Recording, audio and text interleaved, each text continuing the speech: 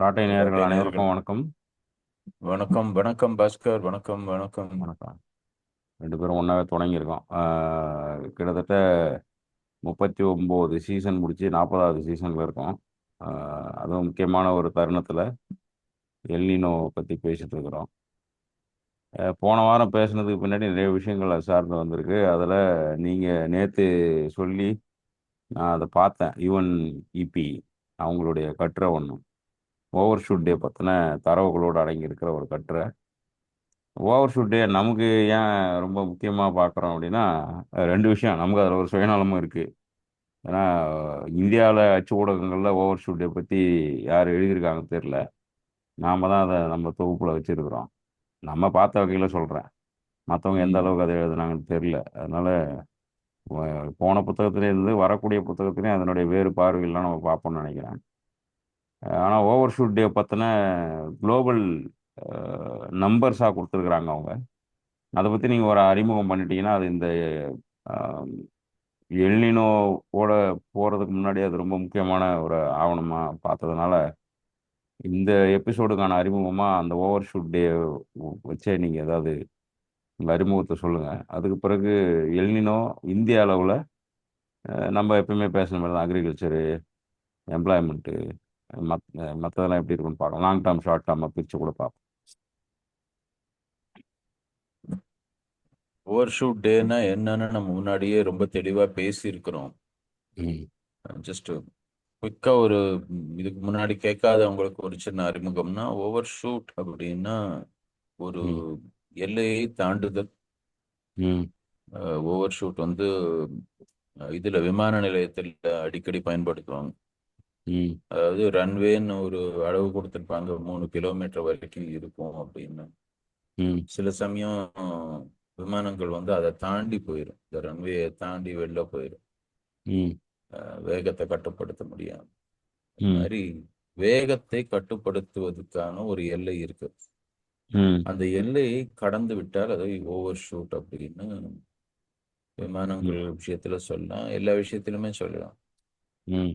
அதே மாதிரி நுகர்வுல ம். உலகத்தில் இருக்கக்கூடிய வளங்கள் ம். இயற்கையாக தன்னைத்தானே மறு உருவாக்குறதுக்காக ம். எவ்வளவு நேரம் தேவைப்படுது. ம். அப்படி மறு உருவாக்கம் இருக்கக்கூடிய நிலையில ம்.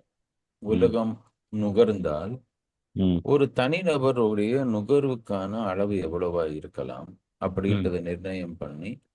ஒரு ஒரு நாட்டுக்கான நிர்ணயம், இந்த இந்த தேதிக்கு எல்லாருமே வந்து ஜனவரி 1ல ஆரம்பிச்சோம்னா கணக்கு டிசம்பர் 31 வரைக்கும் நாம வந்து நம்ம நாட்டுல இருக்கக்கூடிய ஜனத்தொகைக்கு நாம நுகர்வு பண்ணோம்னா ம். உலகத்தில் இருக்கக்கூடிய வளங்களை வந்து அனைவருக்கும் சமமாக நம்ம பங்கிட்டு நாம வந்து அத வளங்களை பயன்படுத்தினோம்னா ம்.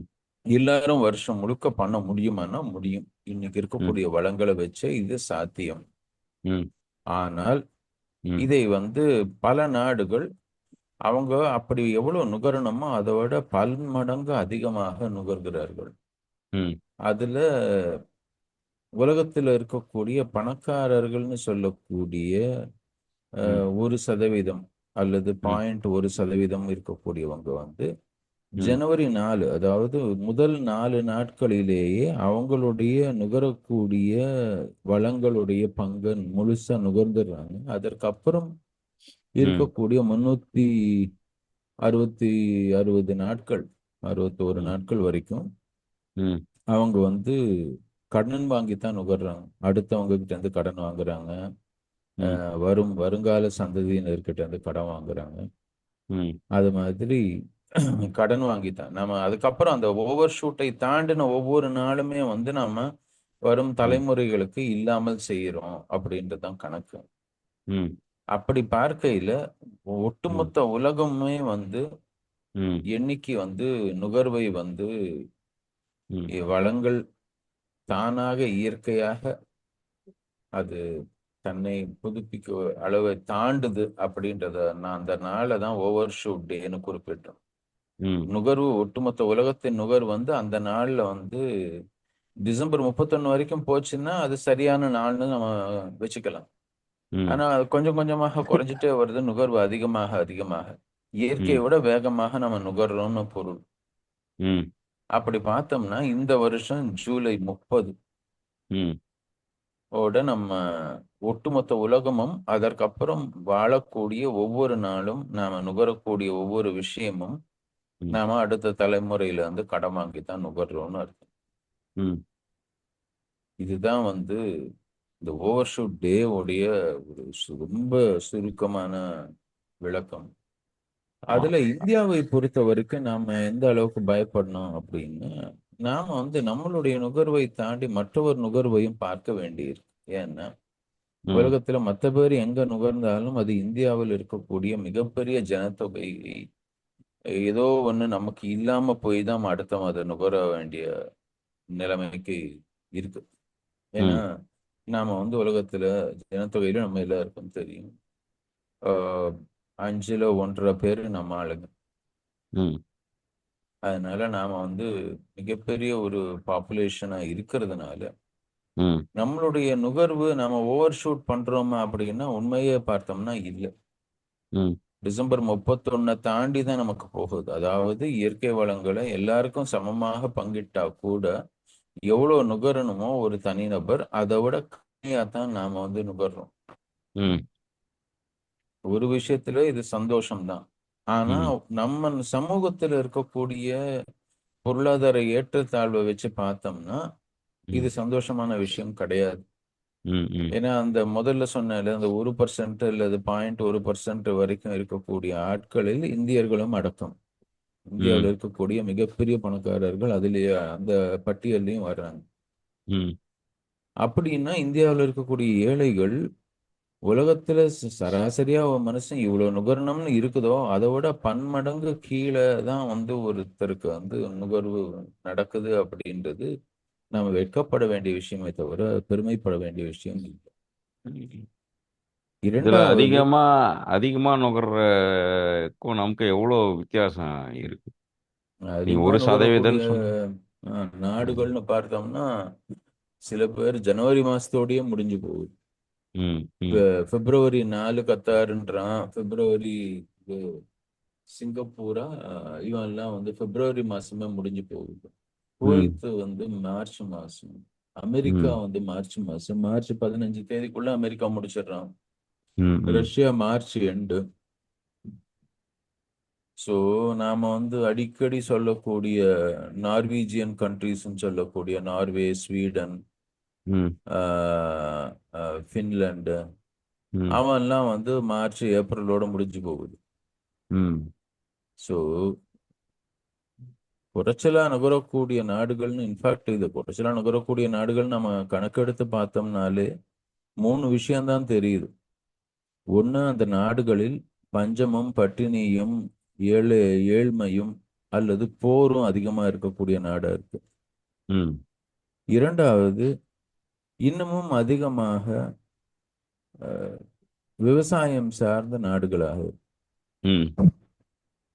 நம்ம அந்த நாடுகள்ல வந்து நவம்பர் வரைக்கும் போகக்கூடிய நாடுகள் பார்த்தோன்னா Honduras, Cambodia, Ecuador, Nicaragua, Tunisia, Kyrgyzstan, Indonesia, இதெல்லாம் வந்து வருடம் முழுக்கவே வந்து ஏதோ போர்லயோ அல்லது ஏதோ ஒரு வறட்சியிலேயோ ம். இருக்கக்கூடிய நாடுகள், அல்லது விவசாயத்தை இன்னமும் பெரும்பாலான மக்கள் தென் அமெரிக்காவில் எடுத்துட்டாலோ அல்லது மத்திய ஆசியாவில் எடுத்துக்கிட்டாலோ ம். அல்லது ஆப்பிரிக்காவில் எடுத்துக்கிட்டாலோ அல்லது ம். சவுத் ஈஸ்ட் ஏஷியாவை எடுத்துட்டாலோ இந்த ம். நாடுகள் எல்லாமே வந்து எனக்கு தெரிஞ்சு எய்தர் அவங்க எல்லாம் விவசாயம் சார்ந்த நாடுகளா இருக்கு அல்லது ம். ஏழை நாடுகளாக இருக்கு அல்லது ம். அங்க போர் இருக்கக்கூடிய நாடுகளா இருக்கு. போர் இருந்துச்சுன்னா அந்த நாட்டுல வந்து அஹ், நிச்சயமா நுகர்வு வந்து கம்மியாயிடும். ஏன்னா அதுல ம். போரோட சேர்ந்து பொருளாதார நெருக்கடியும் நிச்சயமா இருக்கும். அ, அதனால சைனாவும் நாம தான் அடிக்கடி நம்ம கம்பேர் பண்றது ஆமா. இல்லையா? நமக்கு வந்து அடிக்கடி நம்மளுடைய மற்ற எல்லா விஷயத்திலையும் நம்ம ஒருத்தர் ஒருத்தர் கம்பேர் பண்ணிக்கிறது சைனா. ம். சைனாவை பார்த்தீங்கன்னா மே மாசம் இறுதியில சைனா வருது. ம். அப்படின்னா சைனாவுடைய ஜனத்தொகை ஒட்டுமொத்தமாக நுகர்வது மே மாசமே முடிஞ்சிருது அப்படின்னா ம்.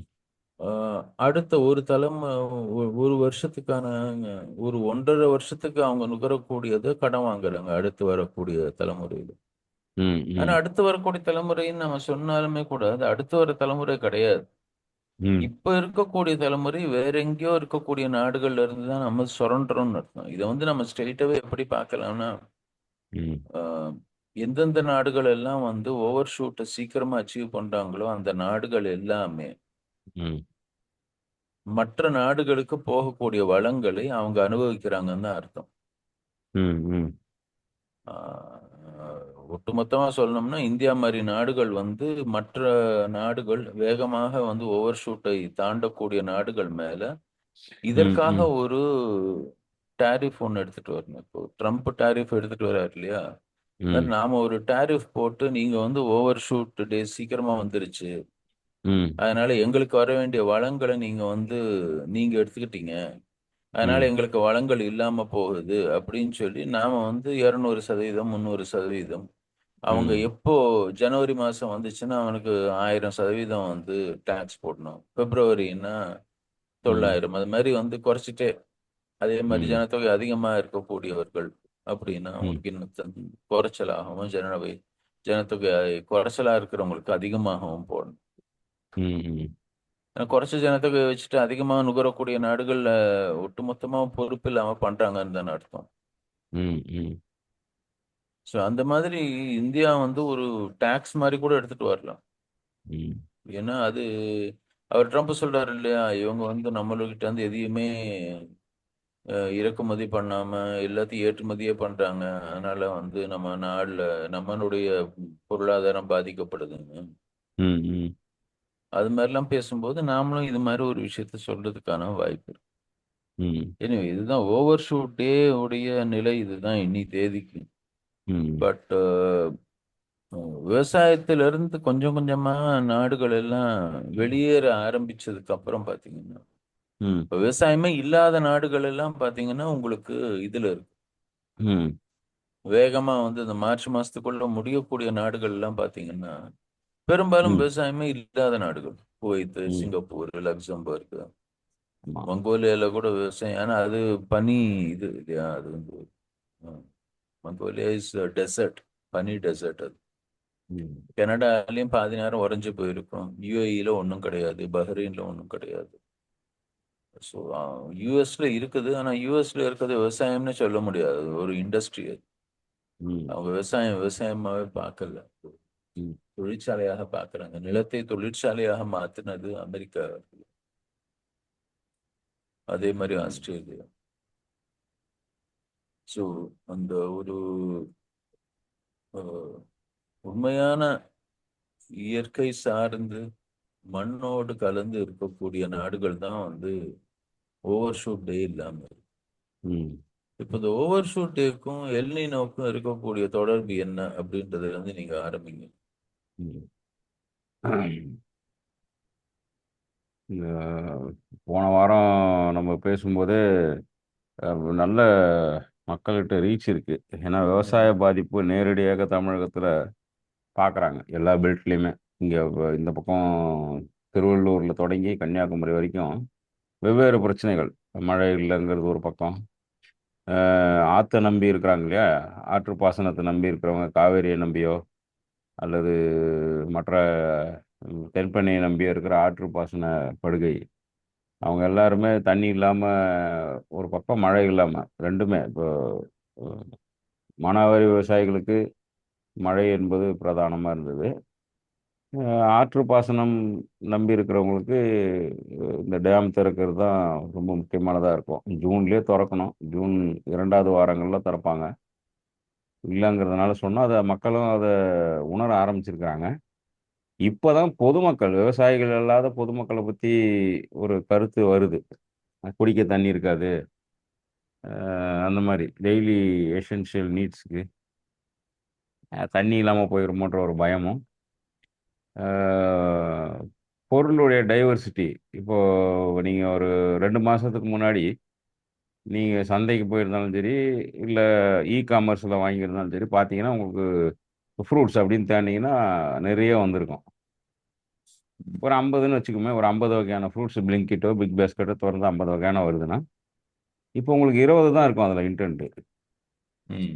அதில் காட்டுற இதுவே பார்த்தீங்கன்னா இன்வென்ட்ரிஸே ஒரு 20க்குள்ளே தான் இருக்கும். ம். ஏன்னா அந்த 30 வந்து சீசனல்னு போல 30 பொருள் வந்து ஒண்ணு இம்மெச்சூரா இருக்கு. இல்லன்னா, அவங்க எதிர்பார்க்குற சைஸ் இல்ல, டேஸ்ட் இல்ல, சீக்கிரம் கெட்டு போகுது, கிடைக்கல அப்படின்ற பல காரணங்கள்ல காணாம போயிருக்கும். சந்தையிலுமே பொருள் குறைஞ்சிருக்கும். நீங்க அ சும்மா ஒரு இது மாரி ஒரு உழவர் சந்தைக்கோ, இல்ல ஏதாவது ஒரு காய்கறி மார்க்கெட்டுக்கோ போறவங்க இருக்கிறாங்க அப்படின்னா, நீங்க போனீங்கன்னா உங்களுக்கு தெரியும் அந்த டைவர்சிட்டி குறைஞ்சிருக்கும். ம். இது வந்து யாரும் டாக்குமெண்ட்ல இருந்து இப்ப நம்ம இதெல்லாம் தரவுகள்ல இருந்து அப்புறம் பேசுறோம். அதுவும் நம்ம எடுத்து தான் வச்சிருக்கோம். அது நம்ம எந்த இதுவும் இல்ல. பட் மனிதன் நேரடியாக தலையிட்டு பார்க்கும் பொழுது, அவனுக்கு வந்து இந்த அவன் அவன் நுகரக்கூடிய நியாயமான பொருட்களே அவனுக்கு கிடைக்காது 1. 2வது விலையேற்றம். இந்த ம். விலையேற்றம்னு பார்த்தீங்கன்னா, அரிசிக்கு வந்து ரூ. 10லிருந்து ரூ. 15 ஏறியிருக்கு. எனக்கு தெரிஞ்சு தமிழ்நாட்டுல ஒரே ஒரு நபர் தான் அந்த நியூஸ் எடுத்து பேசுனாங்க. தேமுதிகல இருந்து. அவங்க மட்டும் தான் பேசுனாங்க. ஆ ஆ வேற யாரும் பேசுன மாரி தெரியல. அரிசி விலை ஏறுதுங்கிறத அந்த எக்ஸாக்ட் நம்பர்ஸ வச்சு, அந்த நியூஸ வச்சு வேற யாரும் குறிப்பிட்டு பேசுன மாரி எனக்கு தெரியல. ம். முட்டையும் அதே மாரி இப்ப இப்ப திருவண்ணாமலையில மாதிரியான ஊர்ல இப்ப சென்னையில ஒரு மாதிரி இருக்கு பிரைஸு. காமர்ஸ் ம். இல்லாம சொல்றேன். கடைகள்ல ரூ. 5லேருந்து ரூ. 6 விக்கும். இப்போ 10லேருந்து ரூ. 12 விக்குது. அப்படியே டபுள் தான். 12, 13 கூட விக்குது சில இடங்கள்ல. ஆ இப்ப வீட்ல என்ன சொல்றாங்கன்னா, "நாட்டுக்கோழி முட்டை ரேட்டுக்கு வந்துருச்சு" அப்படிங்கிறாங்க. இப்ப நாட்டுக்கோழி முட்டைங்கிறது முட்டையில ஒரு பிரீமியம் மாதிரி. இது ரூ. 3 விக்கும்போதே அது ரூ. 10 வித்துருந்தது. இப்ப ம். 2ம் ஒரே ரேட்டுக்கு விக்குது. அப்போ கண்ணுக்கு தெரியாம தினசரி இப்போ ஒரு உதாரணத்துக்கு வந்து ஒரு குடும்பத்தில ஒரு குழந்தைக்கு வந்து 2 முட்டை குடுக்குறாங்கன்னா, இனிமே 1 தானே குடுப்பாங்க. ம். இல்ல 1ம் குடுக்க முடியாம போகும். அப்போ ஏதோ ஒரு வகையில இதெல்லாம் நம்மள நேரடியா பாதிக்கல அப்படின்னு நம்ம நெனைக்கிறோம். ஏதோ ஒரு வகையில பாதிப்பு ஏற்பட்டுட்டே இருக்கு. அத நம்ம அன்அக்கவுண்டபிளா இருக்கு. கணக்கு பண்றது இல்ல. நம்ம எப்பவுமே டெம்பரேச்சர்லயே அ ரொம்ப கவனம் செலுத்துறோம். அந்த ஹீட் ம். பேட்டர்ன் தான் நம்ம கவனம் செலுத்துறோமே தவிர, இந்த குளோபல் வார்மிங்ல அது நேரடியா இப்ப நீங்க கேட்டதுனால சொல்றேன். இந்த ஓவர் ஷூட் டே, குளோபல் வார்மிங், இந்த எல்னினோ இதெல்லாம் எப்படி மனித வாழ்வுல நேரடியா வந்து பாதிக்குது அப்படின்னு. இப்போ நான் போன முறை சொன்னேன், கிட்டத்தட்ட 25% மேல நிலம் வந்து பயிரிடப்படாம இருக்கு. ஜூன்ல கட்டாயம் பயிரிடப்பட வேண்டிய குறுவை சாகுபடி வந்து 25% நிலம்னேன். அது வந்து சில லட்சம் ஏக்கர். சில லட்சம்னா ம். 1, 2 லட்சம் இல்ல. நான் சொன்னது வந்து 500 லட்சம் அந்த மாரி. கோடிகள்ல வந்துரும் ஏக்கரே.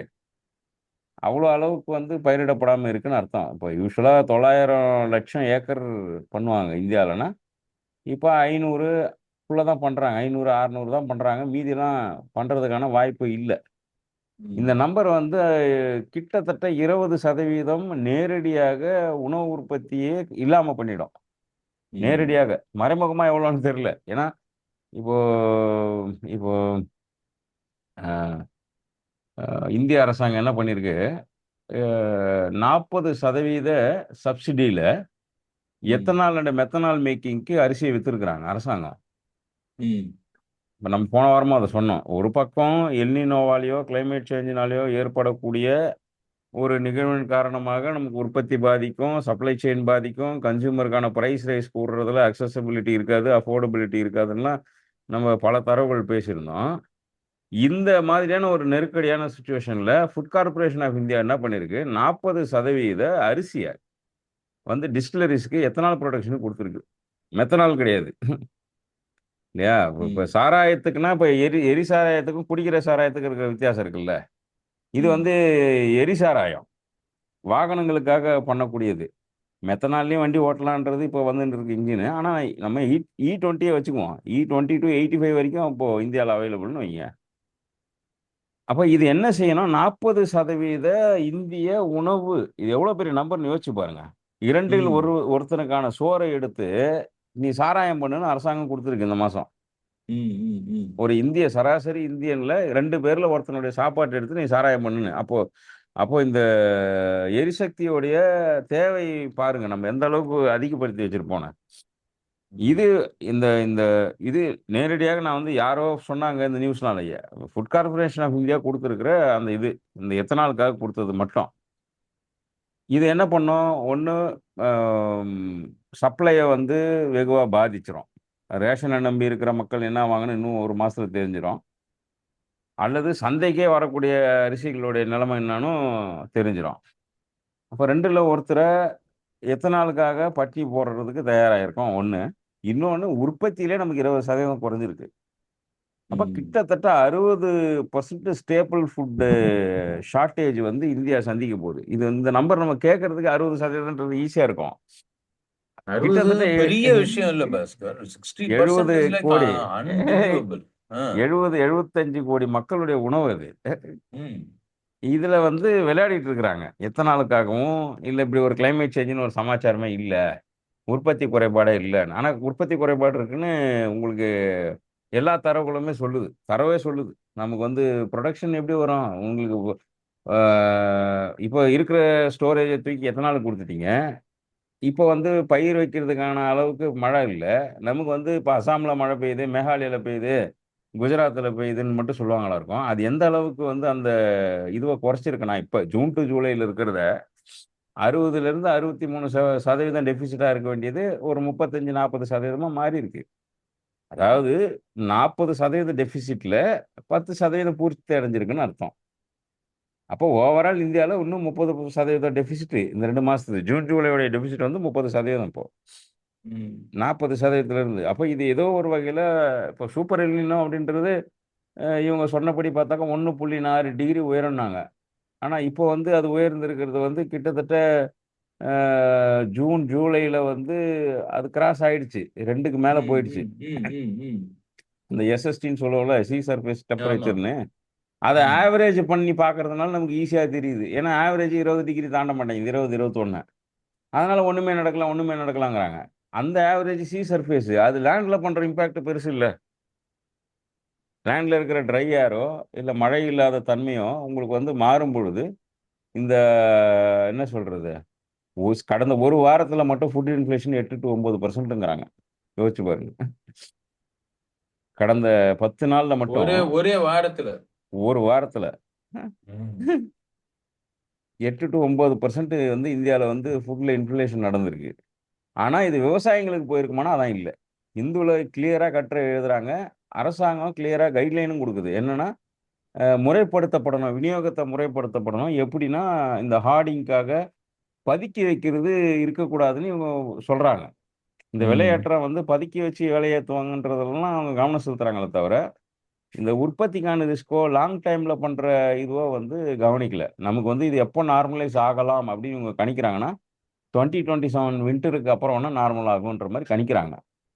ம். இது வந்து ஒரு ஒரு என்ன சொல்றது? நேஷனல் டென்ஷன் இது ஆக்சுவலா. அத அத உணரல. அத வந்து வெறும் நம்பரா பார்க்கறதுனால அந்த டென்ஷன் தெரியல. பட் பிரைஸா வரும்போது உங்களுக்கு வித்தியாசம் நல்லாவே தெரியும். ஜூலைல இப்போ ஃபார் எக்ஸாம்பிள் வந்து ஜூன்ல அ வந்து 1.55 உங்களுக்கு வந்து இன்கிரீஸ் இருந்தது டெம்பரேச்சர்ல. சி சர்ஃபேஸ்ல. ஜூலை ம். 15ல வந்து 2.1 நம்ம போன வாரம் பேசும்போது. இவங்க என்ன சொல்றாங்கன்னா, மொத்தமா குறைஞ்சிருக்கும். சி சர்ஃபேஸ் டெம்பரேச்சர் குறையுதே தவிர, நமக்கு இந்த சதர்ன் ஆசிலேஷன்ல அதாவது என்சோல வந்து குறைய மாட்டேங்குது. ம். எல்னினோவுடைய சதர்ன் ஆசிலேஷன்ல ஜூலை 20 வரைக்கும் உங்களுக்கு பெரிய சேஞ்ச் நடக்கல. இது வந்து ஸ்ட்ராங் ப்ராபபிலிட்டி அதாவது 80% இது வந்து அக்டோபர் வரைக்கும் கேரி ஆகும்ன்றாங்க. இப்ப இருக்கிற ம். பிரெடிக்ஷன்ஸ். 2027 ஏர்லி ஸ்ப்ரிங் வரைக்கும் உங்களுக்கு வர்றதுக்கான வாய்ப்பு 100% உண்டுங்கிறாங்க. இதனுடைய இம்பாக்ட், கிளைமேட் இம்பாக்ட். ம். ம். அப்போ இந்தியால இந்த மாதிரி ஒரு 1 1/2 ஆண்டு காலம் மழையும், காய்ச்சலும் ஒரு மாரி வித்தியாசமா இருந்தாக்கா, நீங்க யோசிச்சு பாருங்க. என்ன மாரியான ஒரு மெக்கானிசம் நடக்கும்? இந்த இது இது ஏற்படுத்தக்கூடிய கான்சிக்வென்ஸஸ்ன்றது வெறும் அ வ என்ன சொல்றது? இந்த வார்ம் டெம்பரேச்சர் அப்படிலாம் கிடையாது. எவாப்பரேஷன் ரேஷியோ வந்து ரொம்ப கூடிடும். உங்களுக்கு வந்து சர்ஃபேஸில் இருக்கிற டெம்பரேச்சர் வந்து உங்களுக்கு ட்ரை ஏரில் ம். நான் போன வாரம் சொல்லியிருந்தேன். இந்த இந்த எபிசோடு கேட்குற மக்கள் நிச்சயமாக போன எபிசோடு கேட்டுருங்க. அப்போ தான் அதனுடைய தொடர்ச்சியாக புரியும். மற்றதெல்லாம் கூட நம்ம தனித்தனியாக பேசியிருக்கோம். இது தொடர்ச்சி தான். நான் போன முறை சொன்ன மாதிரி இப்போ உதாரணத்துக்கு ஒரு 10 சென்டிமீட்டர் மழை பொழிவு இருக்குன்னா 2 சென்டிமீட்டர் மழை வந்து நிலத்துக்கு வராமே ஆவியாகுதுங்கிறாங்க ம். இந்த சினேரியோவில். அப்போ நமக்கு மழை பெஞ்சாலுமே ஒரு 25% டெபிசிட் எக்ஸ்ட்ராவாயிடும்.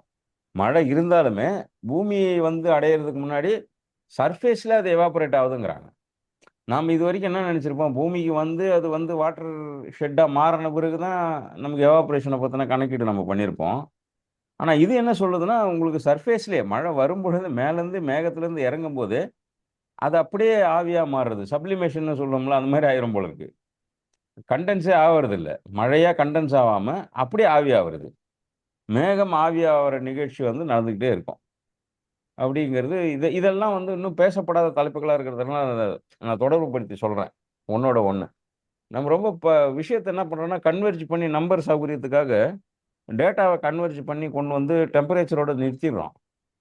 அது ம். அதனுடைய ஏன்னா அது அது சொல்லிட்டா போதுல்ல. இப்ப இப்ப மழை வரும், வராது, வெயில் அடிக்கும், வெயில் அடிக்காதுன்னு சொன்னாலே, அதுல ஒரு திருப்தி வந்தது மக்களுக்கு. இது வந்து சர்வீஸ் பேஸ்டு எக்கனாமி மட்டுமே மையப்படுத்துறதா நான் நினைக்கிறேன். நீங்க இந்த இதுக்கு ஓவர் ஷூட் சொன்னீங்கல்ல. விவசாயத்தையோ அல்லது ஏதோ ஒரு பிரைமரி புரொடக்ஷன் பண்ணாத இடங்கள்ல தான் அதிகமா கன்சியூம் பண்றாங்கன்னு.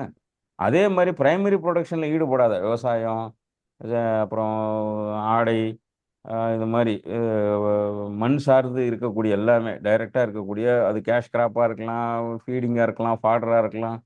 எதுவா இருந்தாலும் சரி, தோப்பு வச்சிருக்கவங்களா இருக்கலாம், எதா இருந்தாலும், அதுல ஈடுபடாதவங்களுக்கான பிரெடிக்ஷன் மாரி இருக்கு. இதுல ம். ஈடுபடுற இந்த சீசனல் சேஞ்சா மட்டும் இத பார்க்க முடியாதுங்கிறதே இன்னும் ஒத்துக்க மாட்றாங்க நெறைய பேரு. இது வந்து ஒரு சீசனல் சேஞ்சு, பருவம் தவறி போயிருக்கு அப்படின்னு நெனைக்கிறாங்க. அப்படி இல்ல. இதுல 3 ஃபேக்டரும் வந்துருது. எல்னினோவால ஏற்படக்கூடிய இழப்புகள் இதுக்கும் அதுக்கும் சம்மந்தம் இருக்கா இல்லையான்னா, இது ஒரு அ அது அழகா அ ந நம்ம போன முறை சொன்னோம் இல்லையா? இந்த சாம்பிள் ப்ராப்ளம், ஸ்மால் சாம்பிள் ம். ப்ராப்ளம்ன்னு நான் சொல்லியிருந்தேன் அத. உதாரணத்துக்கு 2டே முறை நடந்த நிகழ்வ வச்சுக்கிட்டு பிரெடிக்ட் பண்றது.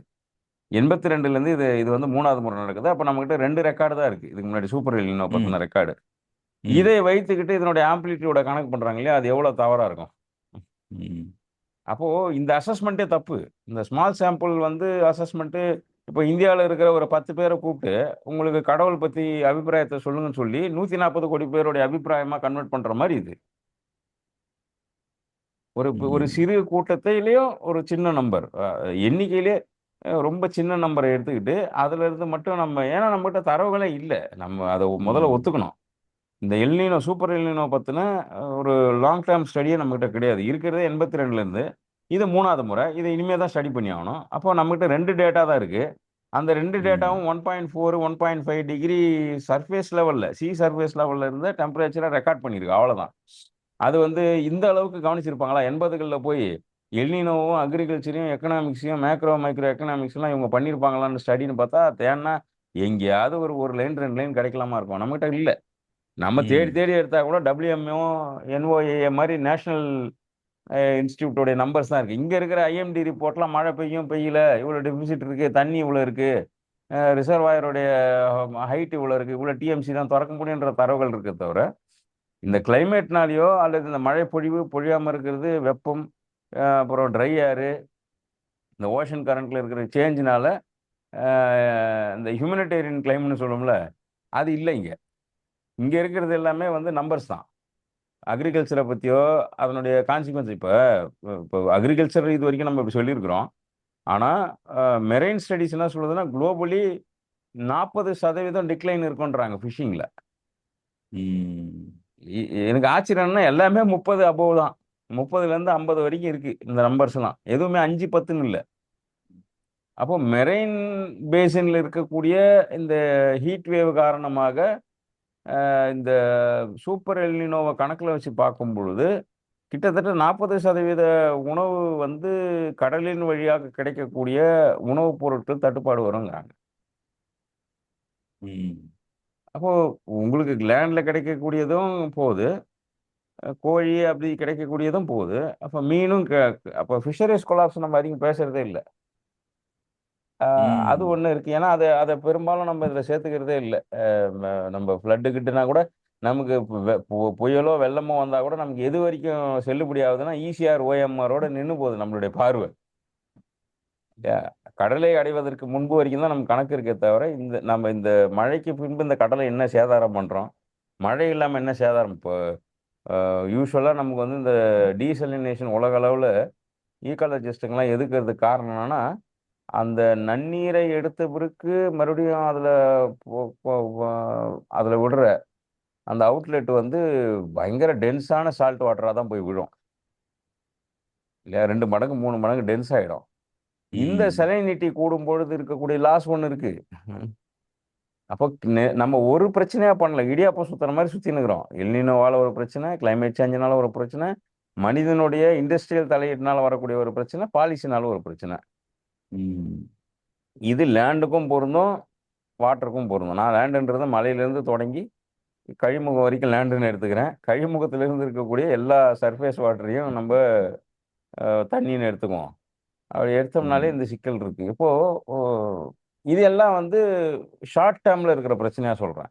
லாங் டேர்ம்ல என்ன நடக்கும் அப்படின்னா, இப்போ தொடர்ச்சியா அந்த கோரல்லாம் வேற கவனிக்கிறோம் இல்லையா? கோரல் ப்ளீச் நடந்துரும். அதனால ஒரு இழப்பு இருக்கும். கார்பன் சிங்கிங்ல பிரச்சனை வரும். இப்போ நம்ம பேசுனதெல்லாம் மைக்ரோ எக்கனாமிக்ஸ் இல்ல. சந்தையில பொருள் இல்லங்கிறது இதெல்லாம். நம்மளுடைய ஒட்டுமொத்தமான புரொடக்ஷன்லயே பெரும் பிரச்சனை வந்துச்சுன்னா, நான் சொன்ன மாரி கிட்டத்தட்ட 5.7 ம் அ ட்ரில்லியன் டாலர் எக்கனாமி லாஸ் இருக்கு. ஆன் அன் ஆவரேஜ் 5 வருஷத்துக்குங்கிறான் அவன். கிளைமேட் சேஞ்சுனால.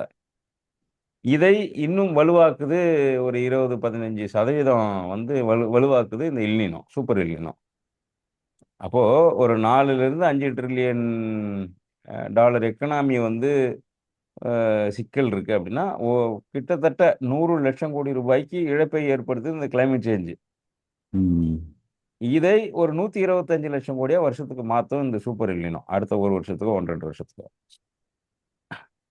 ம் இது இந்தியாவுக்கு இதனுடைய டவுன் பொருந்தும். ஸ்ட்ரீம் பார்த்தோம்னா நமக்கு ம், ஆல்ரெடி அன்எம்ப்ளாய்மெண்ட் வந்து அதிகமாக இருக்கு.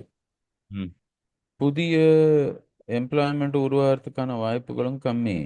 நீங்க ம், சொன்ன மாதிரி இன்ஃப்ளேஷன் கண்ணாபின்னான்னு ஒரு பக்கம் ரைஸ் ஆயிட்டு இருந்துச்சுன்னா ம், cost of living will go up. அப்போ ம். நம்ம இந்த ஓவர் ஷூட் டே பத்தி முன்னாடி பேசிட்டு இருந்தப்ப நீங்க சொன்னீங்க, நானும் அதுக்கப்புறம் அதை பத்தி பேசினேன். நாம பெருமைப்பட வேண்டிய விஷயமாக தெரியல. நுகர்வு குறைவது என்பது வருந்த வேண்டிய விஷயமாகத்தான் தோணுது இப்போ, இல்லையா? ஆமா. இல்ல நான் வேற அஸ்பெக்ட்ல யோசிக்கிறேன். இப்ப நீங்க டுனிஷியா மாதிரி நாடோ, கம்போடியா மாரி, இந்தோனேஷியா, பிலிப்பைன்ஸ விட நம்ம குறைவா நுகர்றோம்னா, கடந்த 10 ஆண்டுகள்ல நம்ம பொருளாதார வீழ்ச்சி என்னன்னும் பார்க்க வேண்டியிருக்கு. வெறும் கிளைமேட் ஆஸ்பெக்ட்ல மட்டும் இல்லாம. அதனால தான் நான் பொருளாதாரம்னு சொல்றேன். ஏன்னா ம் ம் லோக்கல் ம் எக்கனாமி சுத்தமா அழிச்சிட்டோன்றதுனால we are dependent to international market. ஆமா. நம்மாழ்வார் இப்போ சொல்ற மாரி இம்போர்ட் ஓரியன்டட் ஆயிட்டோம். அப்ப தானாமே பணம் கையில இருந்து காணாம போயிரும். இல்ல இந்த அதோட இன்னொன்னு வந்து இப்போ 2 நாள் முன்னாடி ஒரு தரவு ஒன்று பார்த்தேன். அதுல என்ன சொல்லுதுன்னா நம்மளுடைய இங்கே இப்போ கடந்த ஒரு இது இன்கம் டேக்ஸ் வச்சு யாரோ ஒரு ஆய்வு ஒன்று பண்ணியிருக்காங்க. ம், அதாவது இன்கம் டேக்ஸ் கட்டுறாங்க இல்லையா, மிக அதிக அளவில் வந்து வரி செலுத்துறவங்க, ம். இந்த வரி செலுத்துறவங்க, இன்கம்னா என்ன சொல்றது, வருமான அஹ், வரி. வருமான வரி செலுத்துறவங்களுடைய ம், அவங்க வரி செலுத்துறதுக்கான அவங்களுடைய வருமானம் எங்கிருந்து வருது அப்படின்னு ம், அவர்களுடைய கண்டுபிடிப்பு என்னன்னா, வருமானம் வந்து சம்பாத்தியத்திலிருந்து வரல. ம், பெரும்பாலான மிக அதிக வருமான வரி கட்டுறவங்களுடைய வருமானம் முழுக்க ம், வாடகையிலிருந்து வருது. ம், முதல் முறையாக சம்பாதிப்பதை விட வாடகை வந்து அதிக அளவில் வந்து வருமானம் வந்துட்டு இருக்குது. அதாவது வருமான ம், வரி செலுத்துறவங்கள மிக அதிக அளவு வருமான வரி கட்டுறவங்க. ம், அந்த ஆய்வு கட்டுரையில அவர் கடைசியா என்ன சொல்றாருன்னா, அந்த ஆய்வு எழுதினவர், ம், இந்த கடந்த 10 வருஷத்துல இது நடந்திருக்குது. ம், இது எதை குறிக்குதுன்னா, ஆஹ், வருமானத்துக்கும் தொழில்களுக்கும் சம்பந்தம் இல்லை. ம். வருமான வரிய வச்சு நாம வந்து உற்பத்தி திறனை வந்து நாம மதிப்பிட முடியாது இனிமே. ம் ஏன்னா இது வந்து எதுவுமே உற்பத்தி செய்யாம வரக்கூடிய வருமானம். ம் அப்போ எதுவுமே உற்பத்தி செய்யாம வரக்கூடிய வருமானமானது தான் வந்து அதிகம் இருக்கு உங்ககிட்ட அப்படின்னா, ம் உற்பத்தி செய்யக்கூடிய வருமானம் குறைஞ்சிட்டே போயிருக்கு. அதோடைய ஒட்டுமொத்த சதவீதம் வந்து வருமான வரி செலுத்துறவங்கல்ல அப்படின்னா, ம் உற்பத்தியை சார்ந்து இருக்கவர்களுடைய வருமானமும் கம்மியாயிட்டு இருக்கு. அதற்கான வாய்ப்புகளும் கம்மியாயிட்டு இருக்கு அப்படின்றது தான் நமக்கு தெரிய வருது. ஆமா. இந்த ஒரு சூழல்ல தான் நமக்கு வந்து இந்த எல்னினோவுடைய தாக்கம், இந்த சூப்பர் எல்னினோவுடைய தாக்கம் இன்னமும் அதிகமா இருக்கும் அப்படின்னு, ம் இன்னைக்கு காலையில ஒரு கட்டுரை படிச்சுட்டு இருந்தேன். இந்துல ஒரு கட்டுரை. ஒருத்தர் சொல்றாரு, ஃபெர்டிலைசருக்கு குடுக்கக்கூடிய மானியத் தொகையில ஒரு 10% நீங்க வந்து அ ஆர்ட்டிஃபிஷியல் இன்டெலிஜென்ஸ் இண்டஸ்ட்ரீஸ்க்கு நீங்க வந்து அந்த மானியத்த குடுத்தீங்கன்னா, அந்த ம் தொழில்கள் வேகமாக வளரும் அப்படின்னு சொல்லி ஒரு ஐஏஎஸ் அதிகாரி இன்னைக்கு இந்துவுல நடுப்பக்க கட்டுரை எழுதியிருக்காரு. ம் அத படிக்கும்போது தான் எனக்கு தோணுச்சு, அ ஏன்னா ஏஐல வந்து வேலைகள் பெருசா கிடையாது.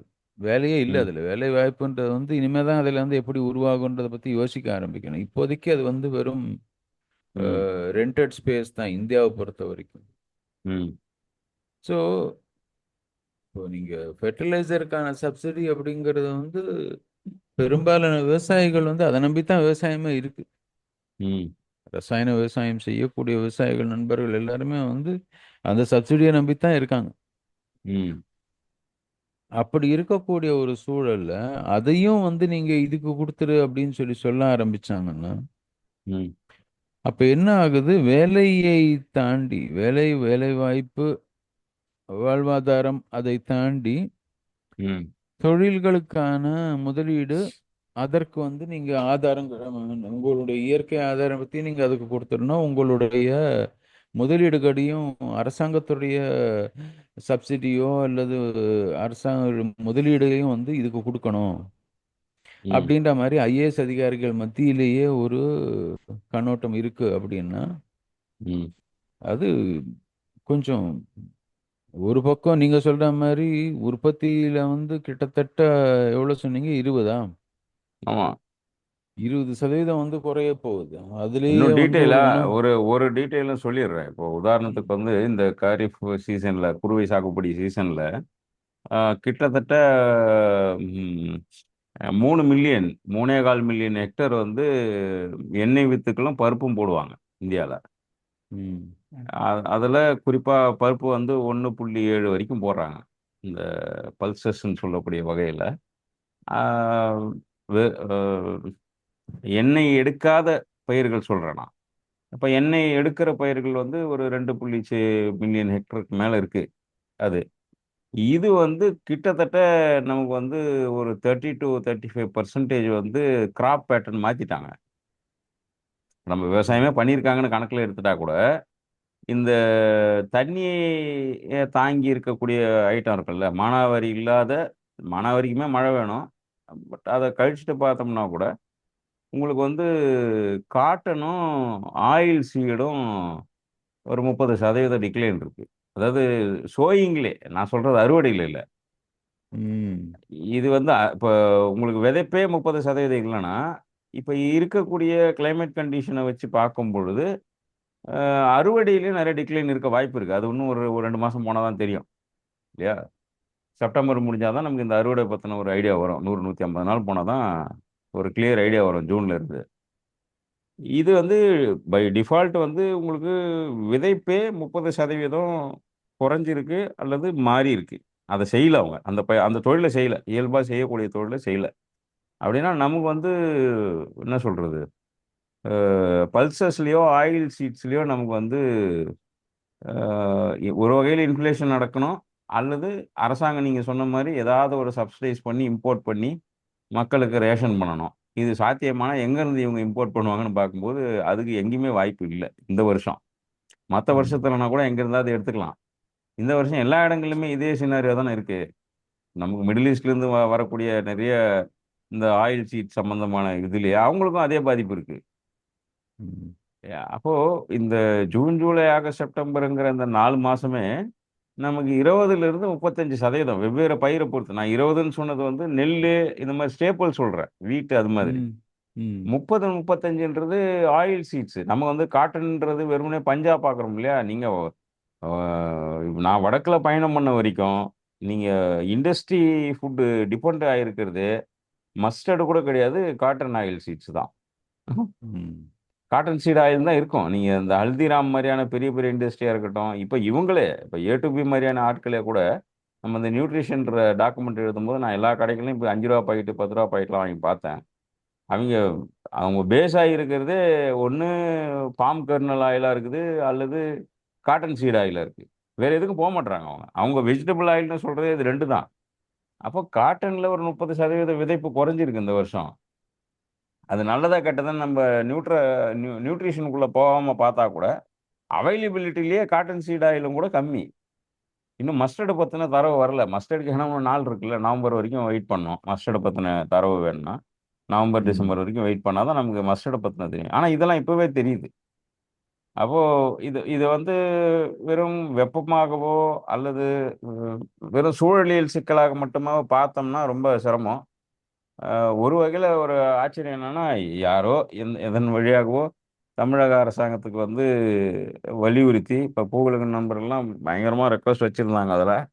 எல்னினோவ கணக்குல எடுத்து செய்யுங்கன்னு. அப்ப நேத்து ஏதோ ஒரு 7 பேர் கொண்ட ஒரு எக்ஸ்பர்ட் கமிட்டிய வந்து ஃபார்ம் பண்ணியிருக்கிறாங்க எல்னினோல. ஆனா எல்லாருமே டெக்னீஷியன்ஸ் தான். ஃபார்ம் பேஸ்டு ஆட்கள் அதுல இல்ல. அந்த 7 பேருமே, அதுல 3 பேர் ஐஐடி. மீதி 4 ம். பேருமே தனியார் வல்லுனர்கள். அவங்க சின்ன சின்னதா நிறுவனம் நடத்துற வல்லுனர்கள். மெரெய்ன் சார்ந்தோ மெரெய்ன் ஒருத்தர் தான். மீதி எல்லாருமே அவங்க பொழப்பு வேறையா இருக்கு. இந்த இது வந்து ஒரு வாலண்டியரா பண்றாங்க. இவங்கள பத்தி நான் இதுக்கு சொல்லல. ஆனா இதுல ஸ்டேக் ஹோல்டர்ஸே இப்ப டைவர்ஸா இல்லங்கிறான் நான். குழு அமைச்சது நல்லது தான். ஒரு விவசாய பின்னணியில இருக்கக்கூடியவர்கள உள்ள வைக்கல. ம். சூழலியல் சார்ந்து இயங்கக்கூடிய நபர்கள உள்ள வைக்கல. குறிப்பா வெஸ்டர்ன் காட்ஸ்ல இருந்தாவது யாராவது ஒரு நபர உள்ள வச்சிருக்கணும். ம். இந்த காடுகள் சார்ந்து இயங்குறவங்கள. அது இன்ஸ்டிடியூஷனா இருக்கலாம், தனி நபரா இருந்துக்கலாம். அது அப் டூ அவங்க இல்லையா? இ முழுக்க முழுக்க நகரமய 7 பேருமே சென்னைய பேஸ் பண்ணி இருக்கிறவங்களா இருக்கிறாங்க. எனக்கு அதுவே இந்த இந்த இந்த குழுக்கள் மேல இருக்கக்கூடிய விமர்சன பார்வையாவே நான் அத வைக்கிறேன். ஏன்னா முழுக்க முழுக்க சென்னையை மையமா வச்சவர்களையே வச்சு குழு போடுறதுன்றது, தமிழ்நாடு அளவிலும் சரி, இந்திய அளவிலும் சரி, அவங்க தரவுகளா தான் அவங்களுக்கு தெரியுமே தவிர, மக்கள் வாழ்க்கைய உள்ள கொண்டு வருவாங்களான்றது டவுட் தான். நான் எல்லாருமே வாழ்க்கைய மட்டும் பேசுறவங்க வேணும்னு சொல்லல.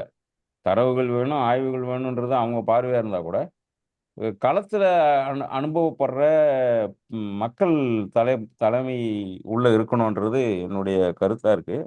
இப்போ நம்ம குளோபல் பார்த்தோம். இந்தியால லேசா தான் தொட்டிருக்கிறோம். ஆனா இந்த பிரச்சனை நம்பர்ஸ சொல்லும்போதே புரியும் இல்லையா? ஒரு ஆயில் சீட பத்தியோ, ரைஸ பத்தியோ, அல்லது பல்சஸ் பத்தியோ, அ ஃபிஷரீஸு, அப்புறம் புரோட்டீன் இண்டஸ்ட்ரி, மீட் இண்டஸ்ட்ரி இது எல்லாமே ரொம்ப டிக்ளைன்ல தான் இருக்குது. ஏன்னா புரொடக்ஷனே கிடையாது. அதனால சோயிங்கும் கிடையாது, புரொடக்ஷனும் கிடையாதுங்கிறதுனால அது ஒரு பாதிப்பை ஏற்படுத்தும். இந்த நெருக்கடியான ஒரு காலகட்டத்தில தான் 40% உணவு பயிர தூக்கி எத்தனாலுக்கு இந்த அரசாங்கம் குடுத்திருக்கு எஃப்சிஐ. அது ஒரு ம்.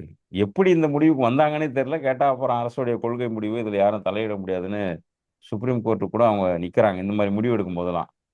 முதல்ல இது என்ன சிக்கல் வந்ததுன்னா, 15 வருஷத்துக்கு முன்னாடி இதே மாரி பிரச்சனை வரப்போ, அரிசிய குடுக்க முடியாது. குடோன்ல கெட்டு போகுது, அழுகி போகுது. மக்களுக்கு பிரிச்சு குடுங்கன்னப்போ, அது கொள்கை முடிவுன்னாங்க. இப்ப இருக்கிற ம். அரிசியெல்லாம் தூக்கி எத்தனால் கம்பெனிக்கு குடுத்துட்டு, இத கொள்கை முடிவுங்கிறாங்க. அப்ப ம். இவங்க கொள்கை முடிவுன்ற ஒரு வார்த்தை பெரிய ட்ராப் போல இருக்கு. இப்ப தமிழ்நாடு அரசாங்கமும் அந்த வார்த்தைய அடிக்கடி பேசுது. இது கொள்கை முடிவு யாரும் தலையிடுறதுக்கு உரிமை இல்லங்குது. ம். சிவில் சொசைட்டியோ அல்லது கோர்ட்டோ இதில தலையிடுறதுக்கு எந்த உரிமையும் கிடையாதுன்னு பேசுறாங்க. ஒரு மாரி பேட்டர்னா தான் இருக்கு. பார்ப்போம். ஆனா தொடர்ச்சியா பேச வேண்டிய அவசியம் இருக்கு. அடுத்த வாரம் இப்ப இந்த எல்னினோக்கான கமிட்டிலாம் போட்டிருக்காங்க இல்லையா? இதனுடைய ம். செயல்பாடுகள் என்ன? எல்லாம் பார்த்துட்டு அடுத்த வாரம் தமிழ்நாட பத்தி இன்னும் விரிவாக அ க விவசாயம், பொருளாதாரம் இதெல்லாம் பத்தி இன்னும் பார்ப்போம். இதோட நான் நிறைவு செஞ்சுக்கிறேன்னா, நீங்க உங்க இறுதி கருத்த சொல்லிக்கலாம். ம். இல்ல. அத நெறைய புரிஞ்சுக்க வேண்டியது இருக்கு. நெறைய தயாரிக்க நாம தயாராக வேண்டிய நிலையில இருக்கிறோம் இப்போ. ம். நாம ஒரு பக்கம் முன்னாடியெல்லாம் பேசும்போது, நம்ம முதல் முதல்ல இந்த பாட்காஸ்ட் பேச துவங்குன காலத்துல, ம். சுற்றுப்புறச்சூழல் மாற்றம் வரப்போகுது, தயாராகுங்க அப்படின்னு சொல்லிட்டு இருந்தோம். ம். இப்போ நடந்துட்டு இருக்குது அது. நம்ம ம். வந்து புவிவெப்ப மாற்றத்தினாலேயும் இந்த மாதிரி எல்னினோ மாதிரி ஃபினாமினாலையும் வந்து வரக்கூடிய பிரச்சனைகள் ம். தினம் தினம் சந்திச்சுட்டு இருக்கிறோம். ம். ம். அதனால ஓ, நான் எல்லாருக்கும் கேட்டுக்கிறது, கேட்குறவங்க எல்லாருக்கிட்டையும் திருப்பி திருப்பி எல்லார்கிட்டையும் சொல்றது தான், ம். யார் என்ன பிரச்சனையில் எப்படி இருக்காங்கன்னு தெரியாது. வேலை ம். இல்லாதவர்களுக்கு உங்களால் வேலை கொடுக்க முடியும்னா வேலை கொடுங்க. ம். வேலை இல்லாமல் வேலையினால் நீக்கப்படுபவர்கள் அல்லது உணவுக்காக கஷ்டப்படுறவங்க யாருக்காக இருந்தாலும் எப்படியெல்லாம் உதவி செய்ய முடியும்.